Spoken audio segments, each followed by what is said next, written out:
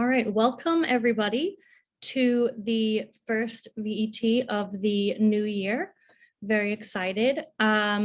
Just a couple of housekeeping notes before we get started. First of all, to receive credit for this VET, please confirm that your full last name is appearing in the participant box. If you are dialing in on a phone, you can pop your name into the chat, but you don't need to do that if you are on video and have your name appearing next to your photo. Now tonight's VET is on your New York Junior League journey.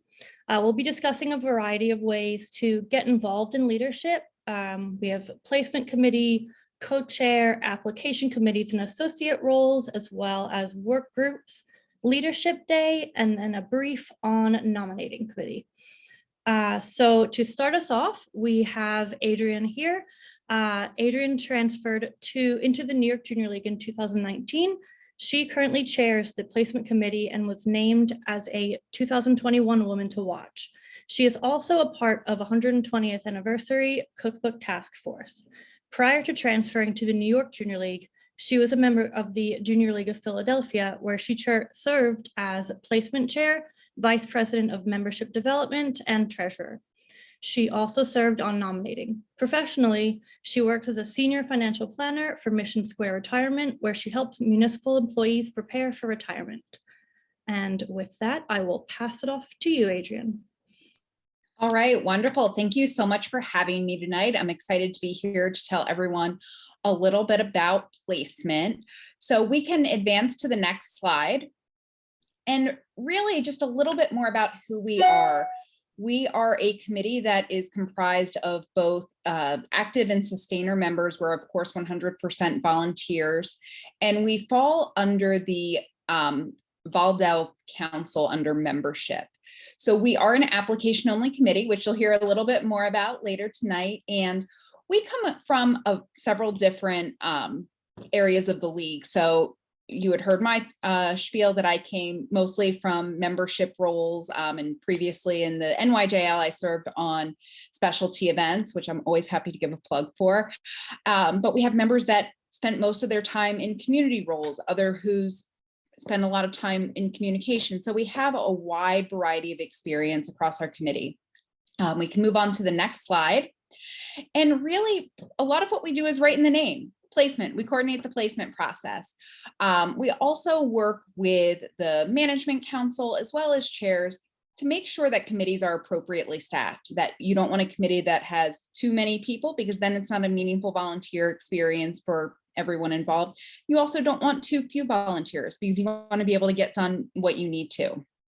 We also act really as, we love using the term, we are the guidance counselors of the Junior League.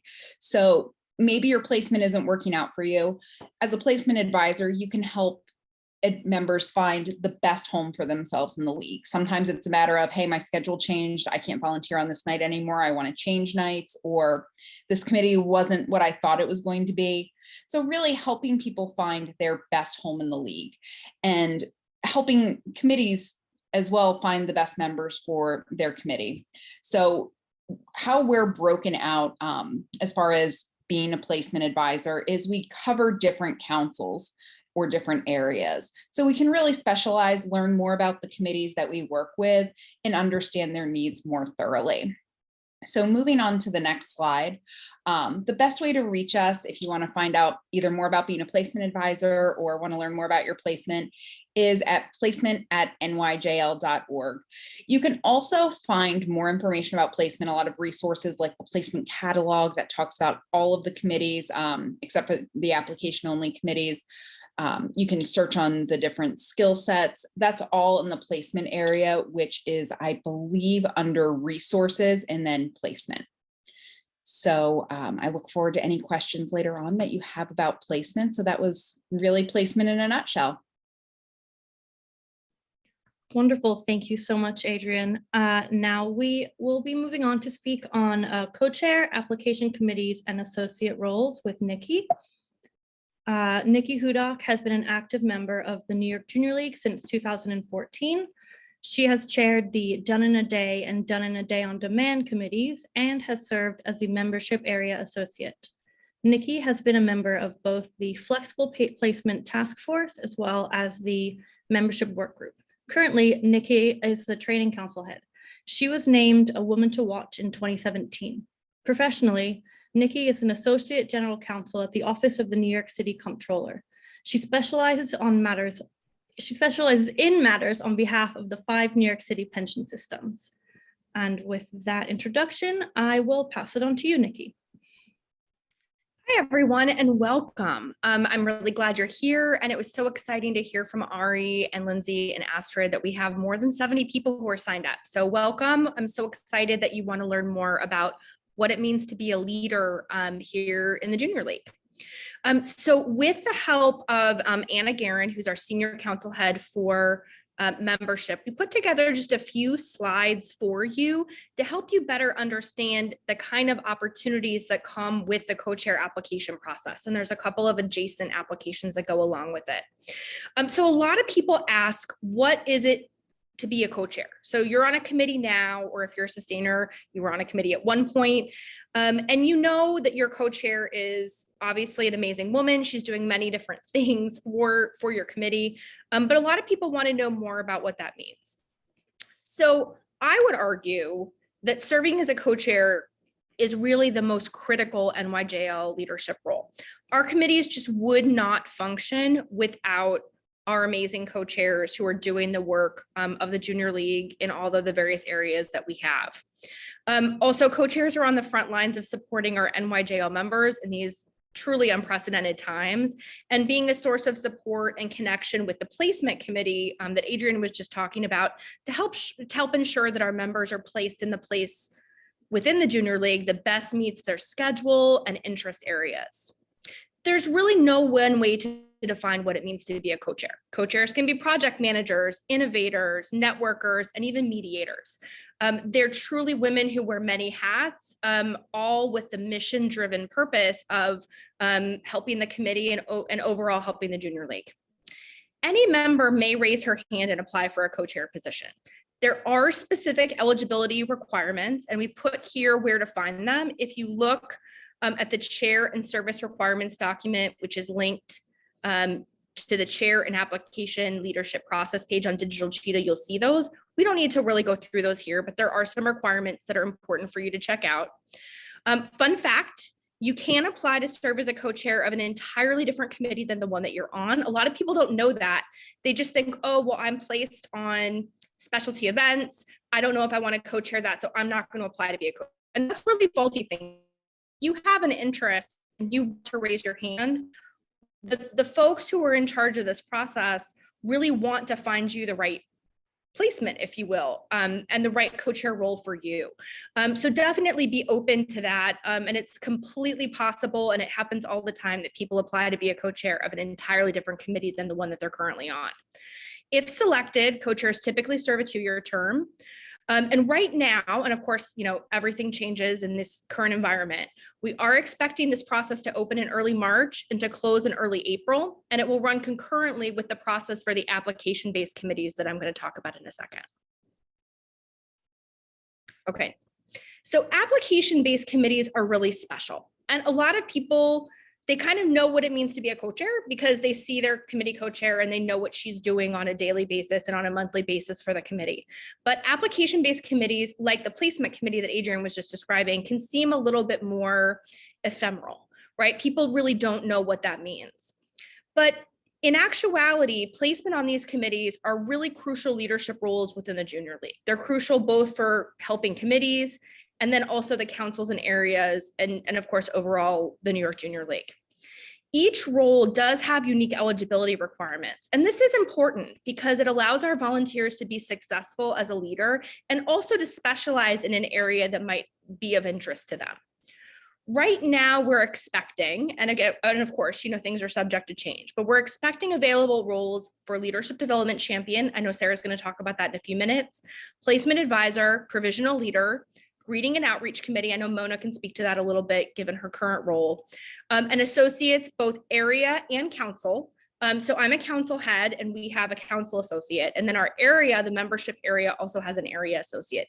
That's a really cool distinction because it means that you can potentially get experience as an associate on a couple different levels, which is really cool. There's also area treasurers. If you would just go back to the previous slide. Oh, this is fine. And area treasurers for community and fundraising.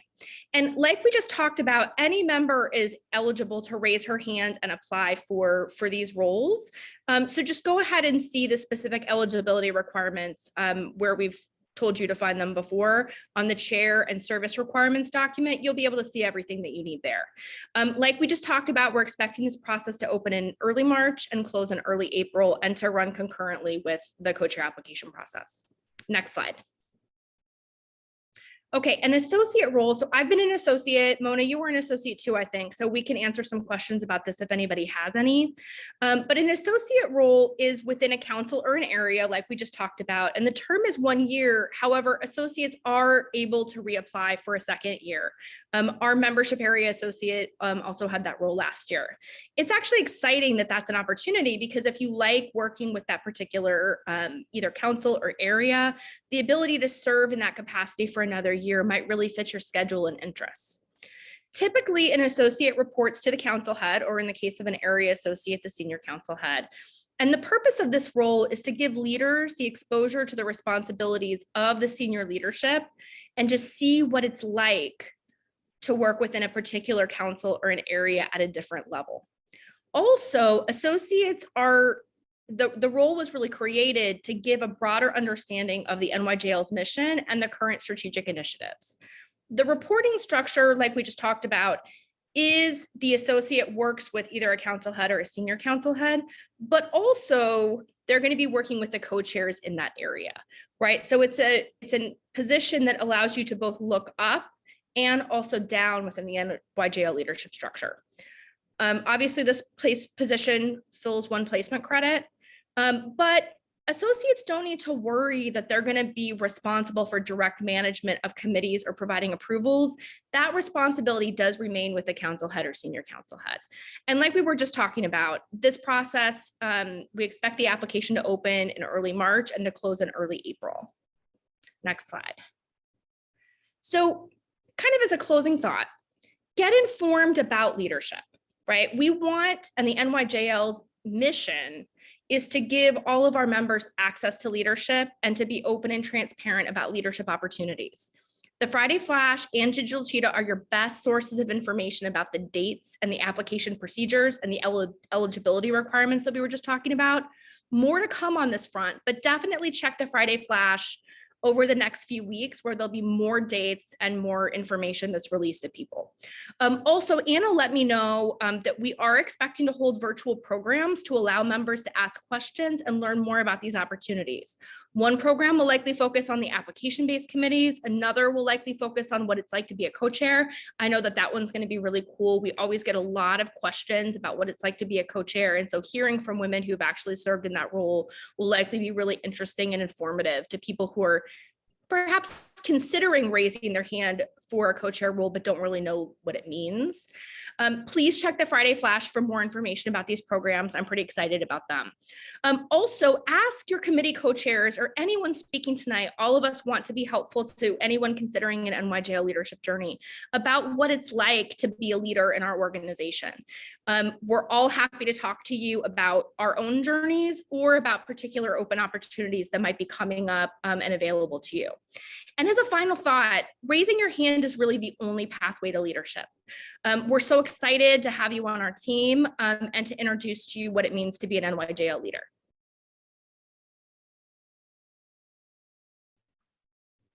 Wonderful. Thank you so much, Nikki. And again, yeah, like she said, I want to reiterate, please, raise your hand, put your hat in the ring for any of these great opportunities we're discussing about here tonight.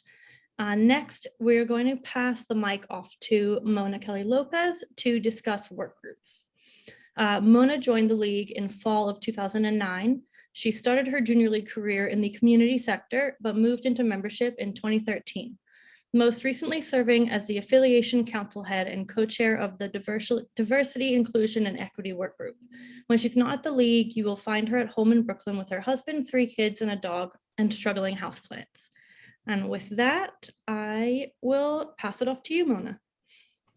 Hi, ladies. Thank you so much for coming tonight to start the process of your leadership journey. I'm here to tell you about another way you can be involved in leadership of the league, and that is board work groups and task forces. So I will be telling you a little bit about each of them.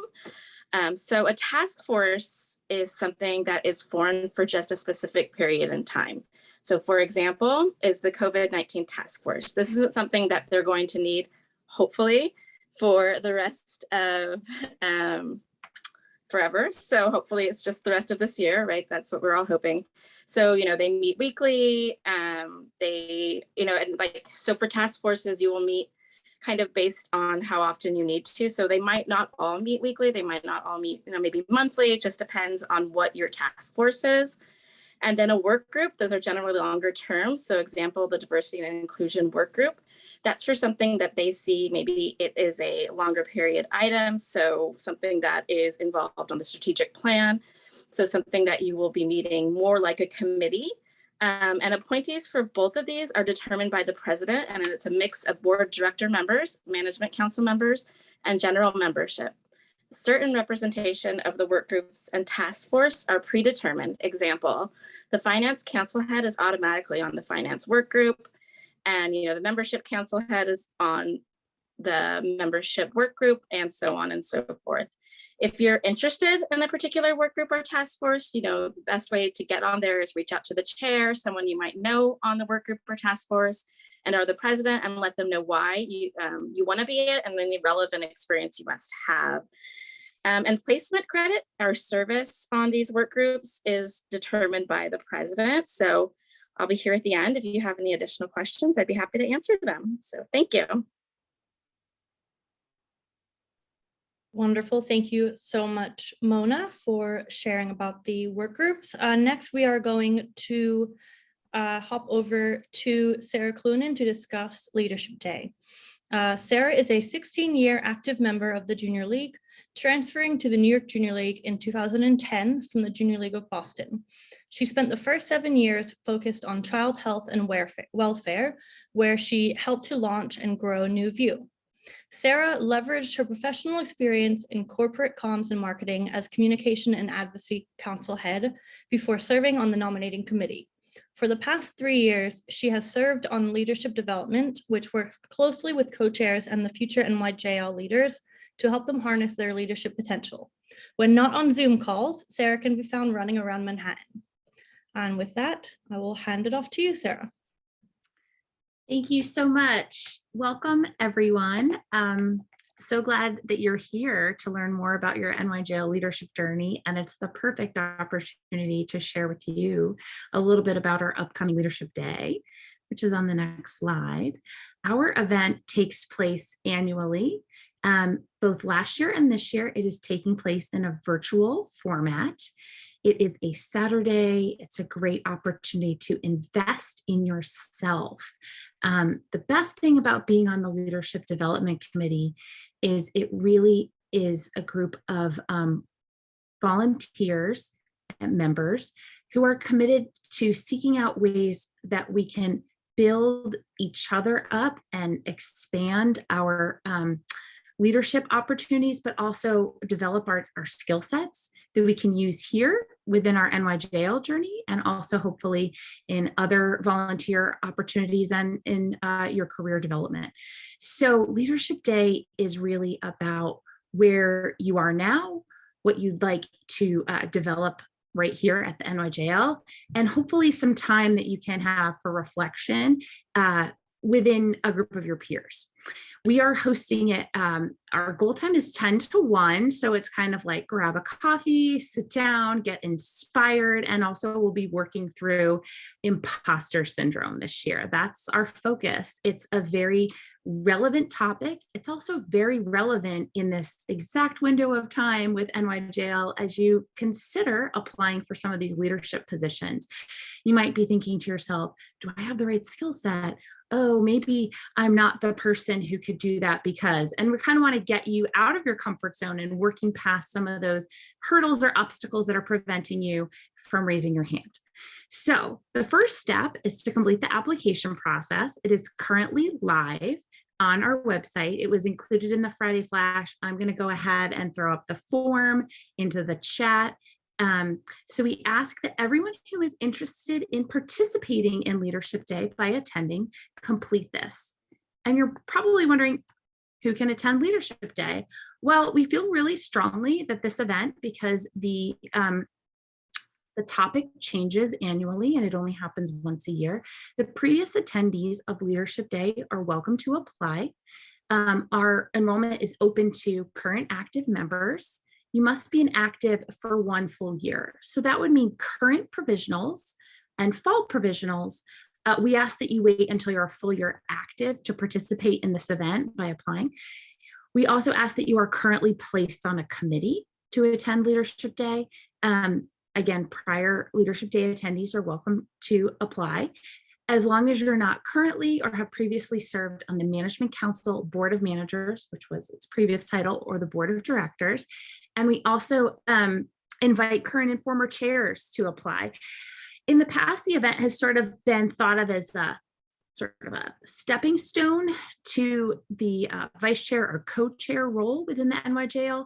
And we kind of want to take, as you can see in this event, the opportunity to share with you, there's lots of leadership paths. So associate might be one, being on a task force or work group might be another. So it's not just one line and it's not just one ladder up. Kind of think of it as a lot of different paths. And we're hoping that this event will be one way that you can learn more about yourself and where you see yourself going in the future with the NYJL. That application process is open until January 30th. So feel free to take a look at the link. If you have any questions in submitting that application, you can reach out to my group and I'll throw our email address up there too. But also if you have questions, feel free to reach out to potentially your own co-chair or someone you know who might have attended in the past. We did have a virtual event last year as well. We are excited to have a really, I would say, dynamic speaker and the opportunity to break out into sessions where you will meet your peers in a much more intimate and I would say sort of sharing and collaborative session. In addition to that, our NYJL president and EVP will be on. And so we also hope that it's an opportunity if you connect with the speaker that, you can use that as really a touch point if you want to go further with this particular topic or any topic in leadership. Okay. Wonderful. Thank you so much, Sarah. Before we move on, I did see a couple of questions in the chat specifically regarding Leadership Day. So I want to make sure we get to those. So first we have a question from Antonia about the eligibility of transfers for Leadership Day. Yes, so transfers are most definitely eligible to apply for Leadership Day. We would just ask that you're currently placed on a committee and that you've been active with the NYJL for 1 year. So aside from that, definitely you can apply. And then I know that there was a question, so piggybacking on that, does a full year mean we did training last spring and are a member of a committee since the fall? Yes, that would be considered someone who can apply. So if you were not a fall provisional, but a provisional last spring, you should be able to apply. Perfect. And then the other question is from Ariana, and she was wondering if there was a sneak peek that you can share on who the keynote speaker might be for Leadership Day. So we have not yet finalized our speaker. We have a great roster of potentials, but the topic of Imposter Day, I will tell you, the topic of Imposter Day has some really great resources and we reached out to the best of the best. So that final person, while we can't disclose the name, I think is going to be someone that a lot of our members will connect with. Our committee is also really focused on people who understand the nonprofit leadership journey. That kind of gives you a little bit of an idea. And we're also looking towards organizations that are women supporting women. That's definitely a focus within NYJL in who we support in our volunteer work, and also how we can support one another.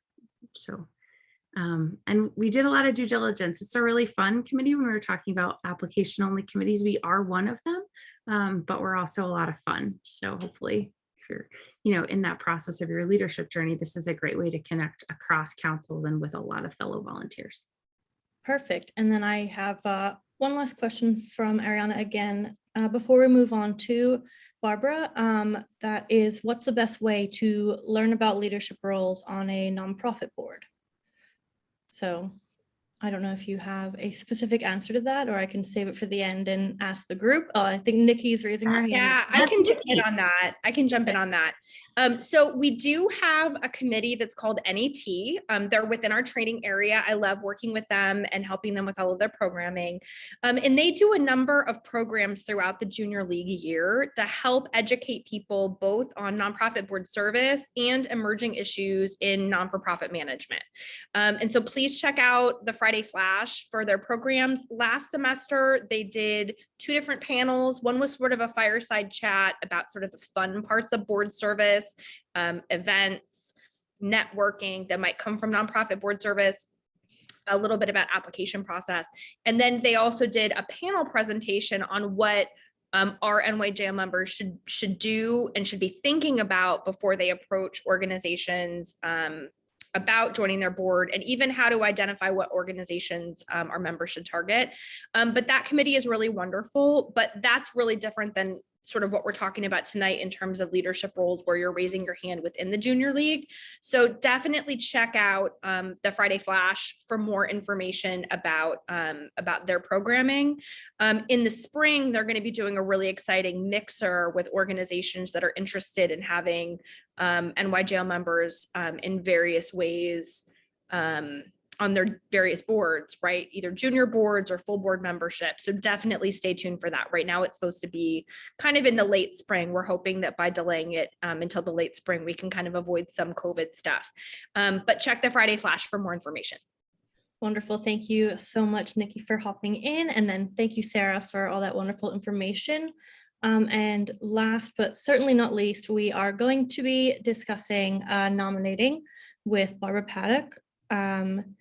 So let me just pin her so you guys can all see her lovely face. So Barbara Paddock has been a member of the New York Junior League for over 40 years, and it currently is chair for the Nominating Committee. Barbara worked up until 4 years ago at JP Morgan Chase, where she ran the sponsorship arena. Currently, she is chief of staff for a celebrity who is based in Florida. Wonderful. So Barbara, I will hand it off to you. Wonderful. Good evening, everybody. And it's been interesting listening to my colleagues prior to my coming on. What we have here is our nominating committee. And you will see that each of these members, they're actually elected by you, the members, at the annual meeting. These are not, people need to apply for these for this particular position. But at the same time, they're nominated and elected for 1 year by the membership. And there's 6 groups that represent all areas of the league: the membership at large, communications, community, finance and fundraising, membership, and the sustainer group. So we can move to the next slide, please. So basically our purpose is obviously to focus on the brand and mission of the New York Junior League, and to keep the committee mission to appoint future leaders of the league at the forefront of all our decisions. The next slide, please. And how we do it. Basically, all these positions are applied for. We look at the criteria, the needs, the skill sets needed for that particular position, and we match you with the applicant's skills and expertise. Our whole focus is really to be producing a leadership team that'll move forward our mission, our goals, and the strategic plan. I would say let's just move to the next slide, because some of this I'll get into on other areas, and I want to be conscious of time. Okay, you'll see we have two waves of applications coming in. The first wave, which was selecting the board of directors, has already been accomplished, as you know, through the various announcements or Friday Flash. We have for 2022 to 2024, our new president, a new secretary, 3 directors at large. And I encourage all of you to attend the general membership meeting, because at that meeting, you'll have the opportunity to see these leaders firsthand. What we're in right now is we need to fill the management council. And in the management council, we need to fill 2 senior council heads, 10 council heads, and the nominating vice chair needs to be selected. After we finish the management council, then the nominating committee for next year needs to be slated and then voted on by the membership. And that includes 15 committee members, as well as the nominating vice chair, and then the ethics committee, which is always headed up by a former president. We have to select 2 members. And I just want to emphasize one component that my colleagues before me have been saying. It's very important. Feel free to raise your hand. Don't feel you necessarily have to be asked or tapped by anybody. So the self-nomination is really the best way for a pathway to leadership. The next slide, please.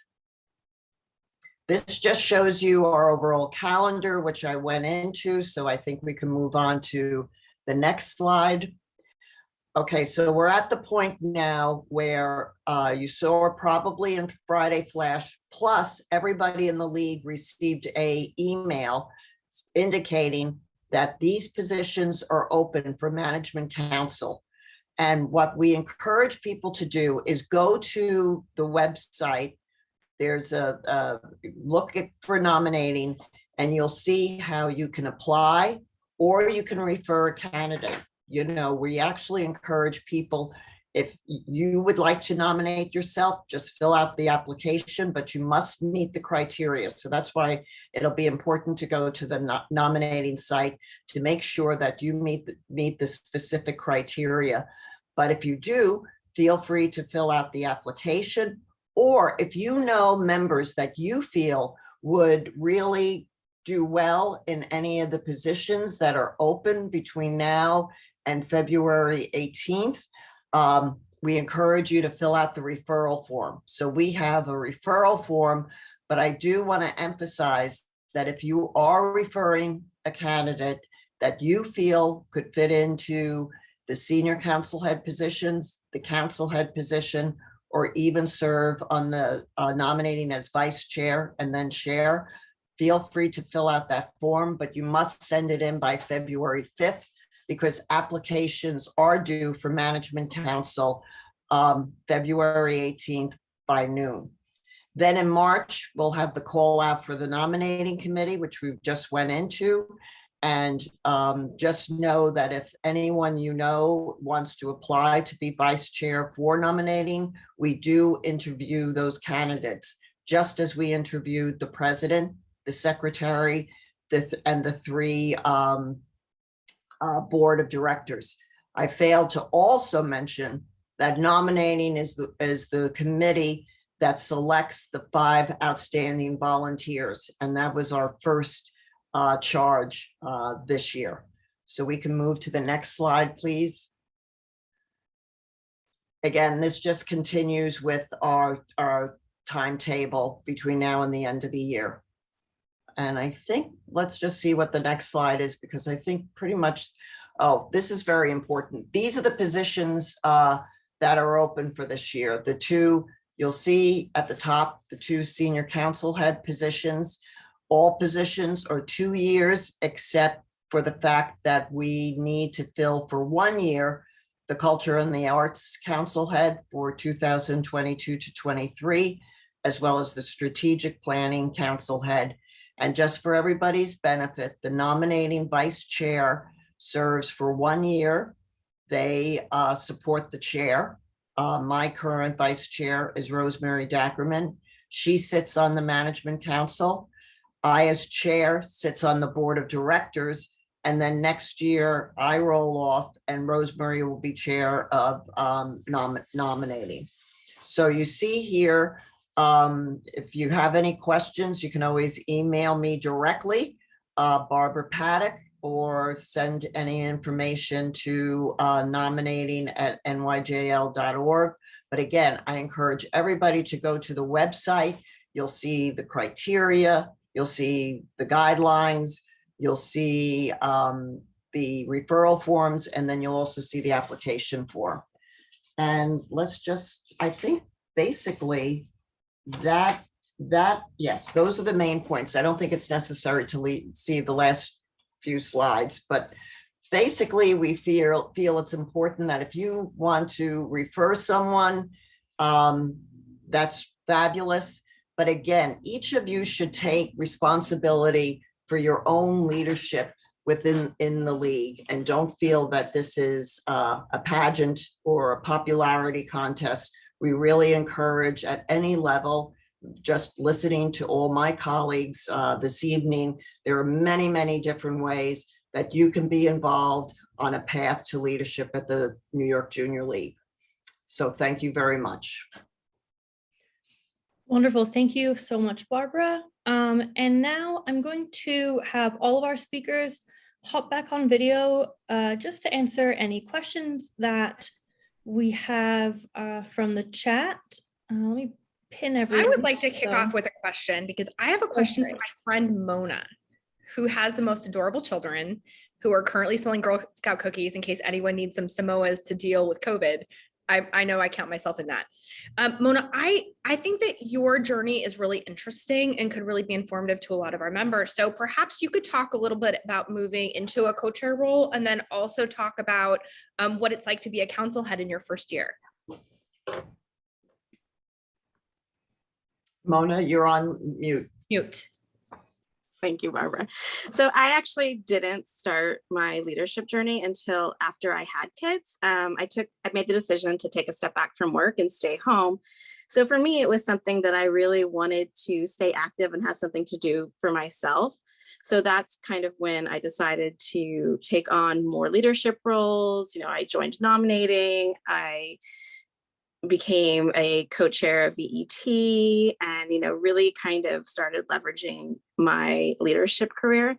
And from there, I was associate for the Affiliation Council last year, and then this year I enjoyed it so much that I decided to apply for council head, and I've really, really enjoyed it. I mean, everyone that I've worked with has been so lovely and so nice, and kind of the benefit, the one upside of COVID has just been able to really, right now I'm sitting on quite a few work groups, which I don't think I would able to do if it wasn't had the dial-in option. So, I'm really hoping that we'll still have a little bit of that flexibility next year, but, I've really enjoyed it. And for me, it's just something that I do for myself that kind of keeps me grounded and makes me feel like I have something going on besides just being a mom.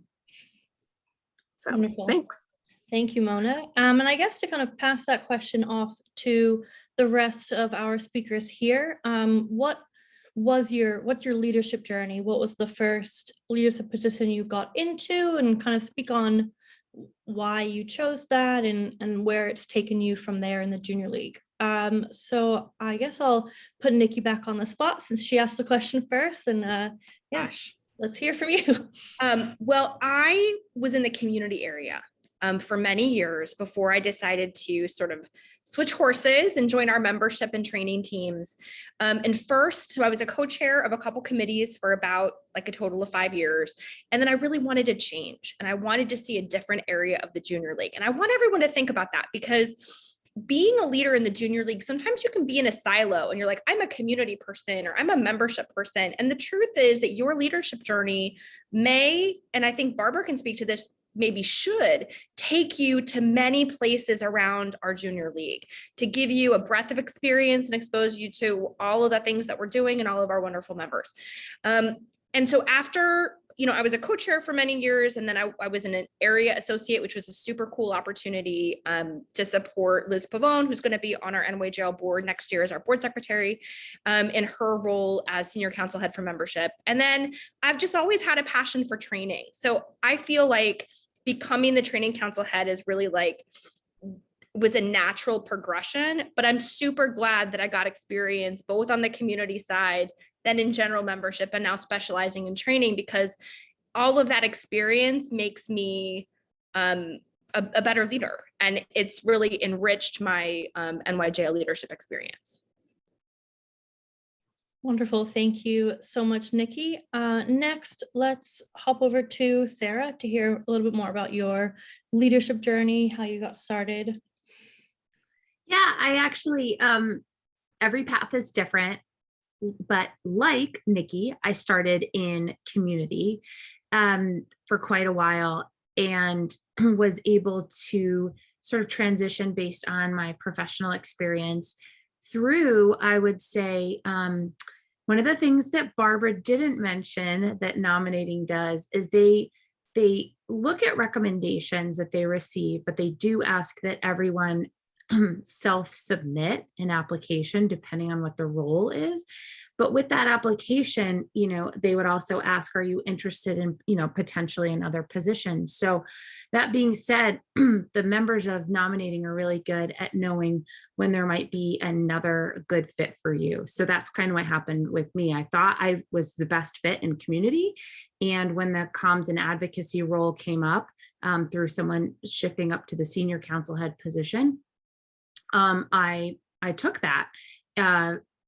The nominating committee really sort of recommended it. So that was a great opportunity, I think, for me to transition over the skills I was doing in my day job to the skills that I could provide through the council head role. And then using that, I moved over to, nominating is just a great place to sort of see across the league, but it also helps you I would say, engage directly with people who have an interest in leadership. So that transition over to leadership development was kind of like a natural one, because I was kind of building on some of the things that I had learned on nominating. And Barbara, would you like to chime in on a little bit of how nominating does its work? Well, I think what's important to point out that you alluded to is people can apply for more than one position, and we actually encourage that. And that's very, very much prevalent on our site, and it's very prevalent on our materials, because I think the more positions that you self-nominate yourself for, the better, we don't like to hear like, oh, I applied for one position, I didn't get it because 10 other people applied for it and I feel deflated. So this way, it's kind of like you have a very broad chance. And really how nominating works, I mean, we look at each of the candidates, we look at their skill sets, we look at their work reports, we see if they meet the criteria, how long they've been in the league, what their positions have been. The board positions, we do require that they have some sort of board experience, to be able to serve on the board of the junior league. I saw it popping up at one point in the chat very briefly. Everybody remember, we are not for profit. We are a 501c3, and the training that you'll get at the junior league at that board level will really see you through for other board opportunities. I'm like Grover Cleveland. I've served on the board 2 years, not consecutively. I'm now on my 3rd year. But it's definitely, I'm not going to say it's a training ground. It's taken very seriously, but at the same time, it's something that before maybe you flip to other boards, but if you have board experience, definitely consider a board position in time at the right time. Wonderful. Thank you, Barbara. And just to kind of tack on to that, would you mind sharing what your first leadership role was in the league and kind of where Okay. that's Well, gone? Well, I'm like the grandmother of the group. I mean, we used to work on the VD hotline, so that shows you how far back that goes. And we worked out of the basement of the league. But I started, I went through provisionals like everybody else. And I began and had most of my grounding in the community. That's the area that we really encourage provisionals to get involved with at the very, very beginning. Served as area managers. I was vice president of membership in time, and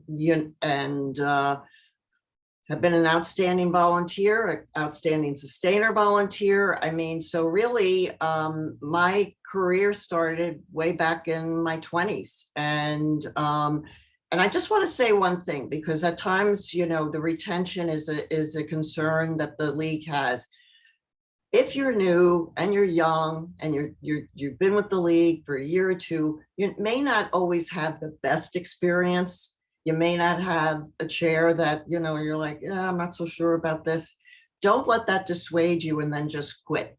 Really, meet other people. I think the problem with this Zoom stuff, no offense, people, we really need to be in person. Up until they closed down the league, our nominating met every Tuesday night person. All 17 members showed up.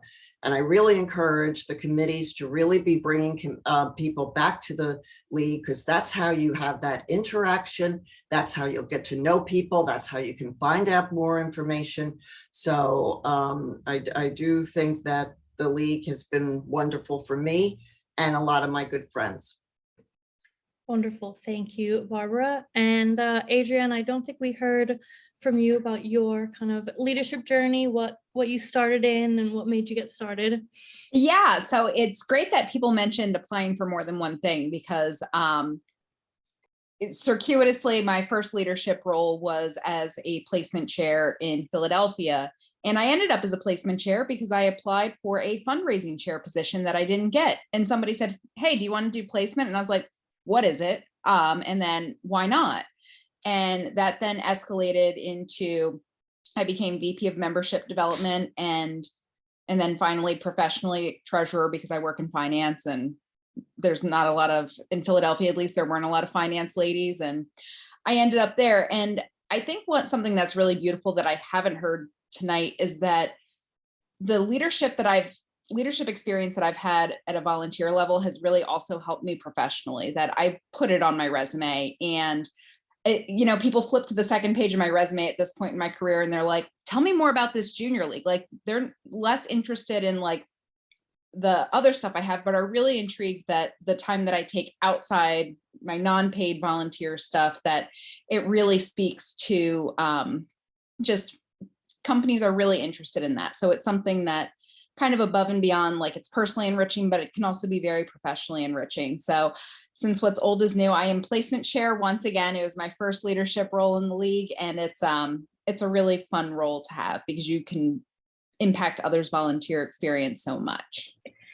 If I could just jump in for a second, I want to just make another point. Adrienne just triggered something in me that I think is important to talk about. If you're listening to this and you're like, oh my gosh, I love what these women are saying. I want to be a leader, but I'm not sure.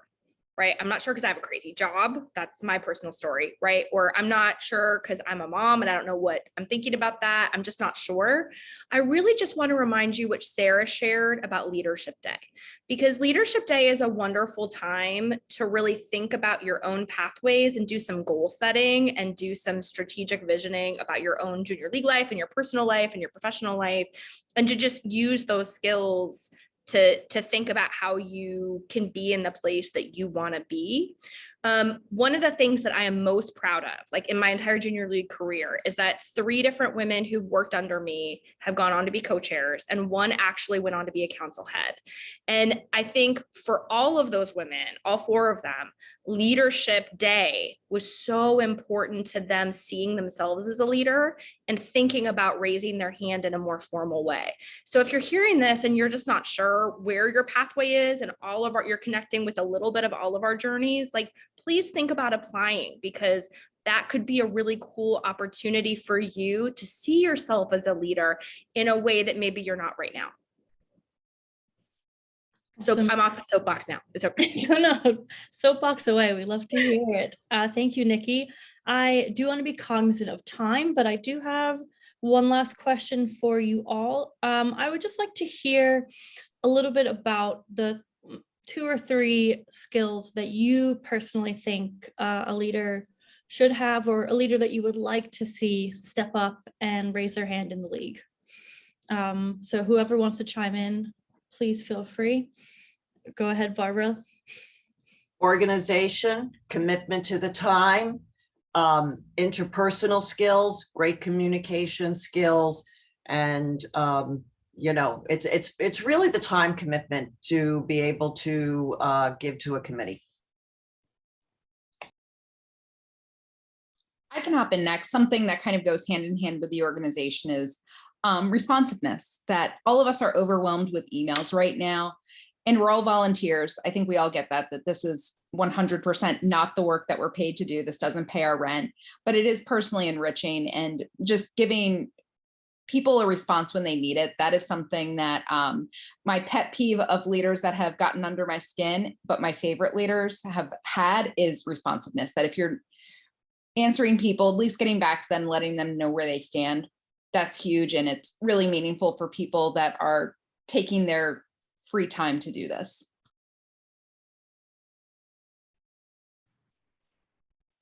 Yeah, I would definitely agree with everything that's been shared. I know that there were some queries as to sort of like not just skill set, but like what does it take to move up into the co-chair role? And so one, I guess, call to action I would say is now is a great time for due diligence on your part in sort of response to today, to see if there's anyone you either work closely with now and want to learn more about the skill set they think is valuable in that position, or if you're sort of thinking of attending leadership day and want to use that as an opportunity to brainstorm and then use it to prepare for one of these applications that might be coming open, that's great too.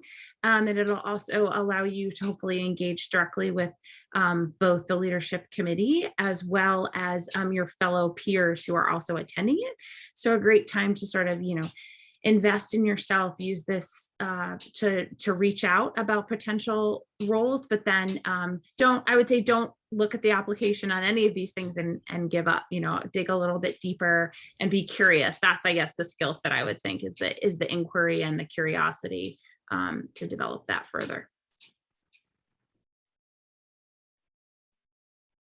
I love that. Thank you, everyone. Mona, do you have any additional thoughts, or is it more of the same? I know we've encompassed. Yeah, I think I would just be like, just honesty, kind of be honest where you are and let people know like in advance, like these are the times that you're going to be able to reach me, this is what works best for me, and just kind of be flexible with that. And also, you don't have to be the loudest person in the room, and you don't have to, you just have to want to be a leader.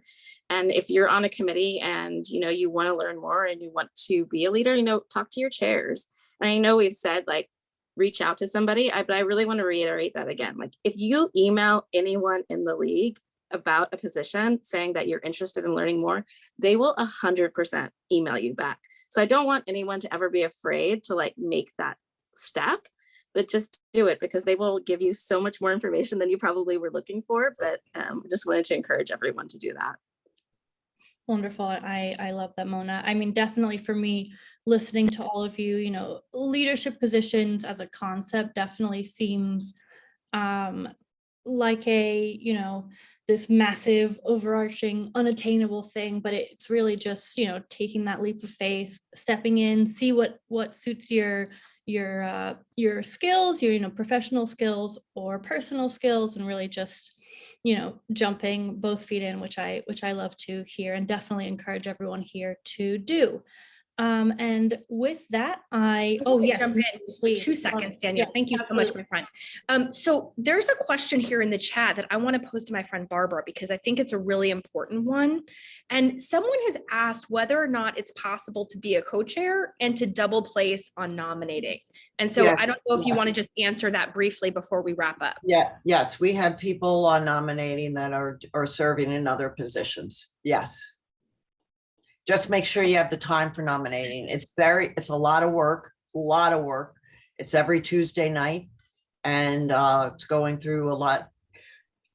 What's very important about nominating is the future of these gals are in your hands, because you have to really cull through these applications, go through their work reports. We take really good due diligence. We look at it in a very confidential manner. That's another thing. Everybody has to not say a word what goes out of the nominating room. It's no different than the boardroom. And, you know, it's important that we really look at each candidate, each member in a very thoughtful, strategic, but mainly thoughtful way, and give them their due diligence. But yes. Yeah. Thank you so much, Barbara. And actually, we're so fortunate to have Anna Guerin, our senior council head, listening in tonight. And so, Anna, do you want to just jump in for a second and answer that question a little with a little bit more detail for those who were curious? Yeah, thanks, Nikki, and hi, everyone. I'm so glad to see quite a number of people joining tonight's session. It's really great to see so many people who are even interested in leadership. So thank you for your time tonight. Barbara, I think just the question, if I heard it correctly, was, could you be a chair and double place on nominating? And I think, at least I know sort of the process around double placements does vary a little bit per EVP, nom-com chair, and president. But I think in more recent years, we know we've had people on placement leaders. Yes, you know, 100%. So, yeah. But not necessarily a chair. I think that's where I just want to, so maybe just we manage expectations on this call to say chairs, sometimes the answer may vary. I thought it was like, you know, if I'm on another committee, personally, if I were a chair, I would not be going on nominating, but that's me. But I think other leadership roles, placement advisor, provisional leader, someone on leadership development may have the option to double place. And for anyone who's not familiar with these roles, the distinction that we're drawing here between chair and the others is that being a chair, not that the other roles don't have a lot of work, but nominating is a big commitment. We really want people to focus on nominating, and also, you know, any other role that you might have in the league. Being a chair, though, is a lot. It's a great opportunity, but we want to be cognizant that for some people, that's their first move into leadership, and we don't want you to burn out. So that's really the big reason why we draw that distinction. I apologize. I'm thinking of the people who are on, you know, we have Susan Marks, who's, you know, already on strategy and communications. We have people that are on placement. Yes, I apologize. Yeah, no, if you're a chair, you're doing that, you know, you can't do both, you know, you're spreading yourself way too thin. Okay. Nominating alone is a monster. So you wouldn't have time for anything else, in my opinion. But a fun monster. Yes. Yeah. Okay. Thank you. I'll disappear back into the no video ether. Thank you. Thank you for that, Anna. And thank you for clarifying. Yeah, Anna, thank you so much for jumping on. We really appreciate you providing that nuance for the group. Yes, yeah. Thank you. I kind of missed that chair. No worries. Yeah, thank everyone for you know, giving information on the different avenues of leadership positions. I really appreciate you giving your time and your insight to this VET tonight. And with that, we are going to wrap things up. So I just want to thank everyone again for joining, participating. There is a survey link in the chat for this VET. We love to hear your feedback, your insight, what you love, what we could do better. We want to make sure that these VETs are engaging and informative for everyone. So please make sure you fill it out, and we would love to read your responses. Thank you, everyone, and have a great night. Thank you. Bye, everybody. Bye.